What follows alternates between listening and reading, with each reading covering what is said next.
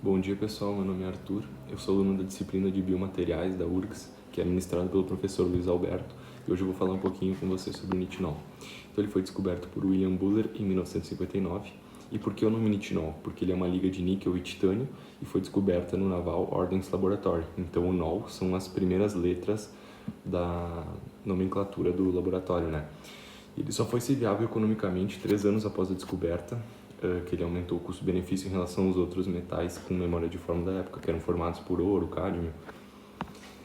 E aqui à esquerda eu coloquei um diagrama completo de níquel-titânio e à direita eu coloquei um diagrama em porcentagem atômica para a gente ter uma ideia da estreita faixa em que a gente obtém o nitinol, né? Então ele não é um metal tão fácil de ser obtido, mas tem umas características bem legais.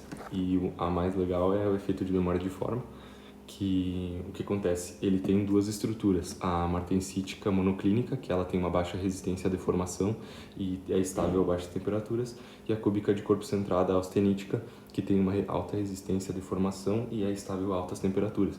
Então, quando ela está sendo formada, né, a gente consegue dar a forma a gente consegue moldar, né, o nitinol, e então depois a gente consegue voltar essa forma. Quando ela tá, primeiro a gente molda ela, e depois ela fica com a estrutura martensítica monoclínica, né, que é estável a baixas temperaturas. E então, abaixo de MF ali no gráfico, ela é maleável, né, que está com a martensítica monoclínica. A partir dali ela começa a transição para a austenítica cúbica de corpo centrado. Então, quando começa a transição, ela tende a voltar para a forma onde ela foi moldada, né? A gente consegue ver isso um pouco melhor nessa próxima imagem, como a memória de forma do nitinol é unidirecional. Essa imagem exemplifica super bem. Então, primeiramente a gente molda ela como a gente quer, como nesse caso o tubo ereto ali, né, o primeiro. Depois, quando ela está martensítica monoclínica, a gente consegue moldar, né, a baixas temperaturas, e depois, conforme a gente aumenta a temperatura, ela transiciona para a austenítica cúbica de corpo centrado e volta para como ela foi moldada inicialmente, né.